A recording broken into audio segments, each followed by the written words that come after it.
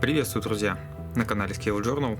В сегодняшнем видео я хочу показать простой способ изготовления ремня для оружия в 35 масштабе. Делать мы это будем на примере немецкого пистолета-пулемета МП-40, и для этого мне потребуются следующие инструменты. Острый цанговый нож, металлическая линейка, пинцет, фольга, проволока и суперклей. Фольгу можно использовать любую, чем тоньше, тем лучше, главное, чтобы она не рвалась и держала форму. В крайнем случае вместо фольги можно использовать модельный скотч. Что ж, переходим к изготовлению ремня. Первым делом необходимо отрезать тонкую полоску шириной примерно в 1 мм. Это будет заготовка самого ремня. Далее отрезаем еще одну полоску, только уже тоньше. Из нее мы будем делать тренчики.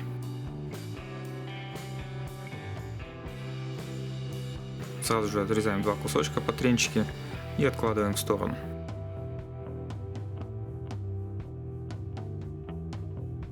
Далее из тонкой проволоки нужно сделать антапки, ну или, проще говоря, приспособление для крепления ремня к оружию. Самый простой способ: взять пинцет, тонкую проволоку и обернуть вокруг пинцета, но затем излишки отрезать. И аналогичным образом сделать вторую антапку.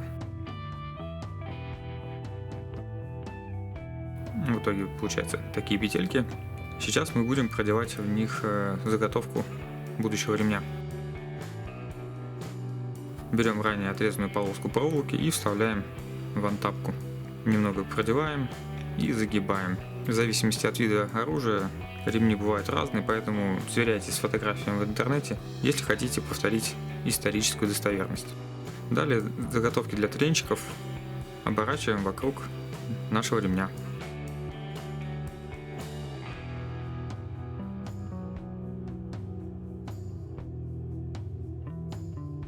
Излишки отрезаем. Одна сторона ремня готова. Двигаемся дальше. Теперь нам необходимо отрезать длину с запасом, для того, чтобы сделать вторую сторону. Опять же, смотрите фотографии. Я сейчас делаю на глаз чисто для примера. После того, как отрезали необходимую длину, вставляем вторую антапку. Также продеваем, загибаем и делаем тренчик.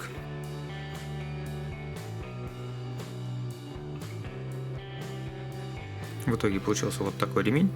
Далее будем его приклеивать. Не поленитесь перед приклеиванием, обязательно посмотрите в интернете фотографии, чтобы приклеить ремень к нужным местам, потому что у разного оружия крепежи располагаются по-разному.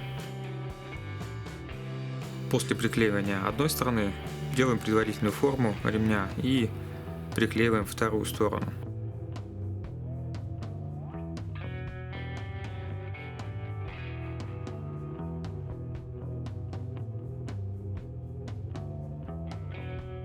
Теперь можно придать финальный вид формы ремня. Даже если в процессе ремень отклеится, не проблема, это можно будет легко поправить.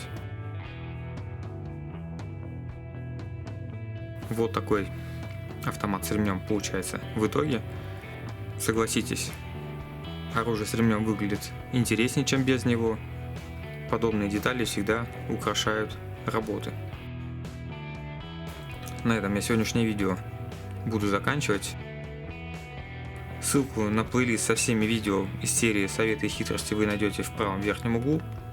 Не забывайте оставлять свои комментарии, подписываться на канал, если еще не подписаны, и также делиться этим видео в социальных сетях. До встречи в следующем видео. Пока!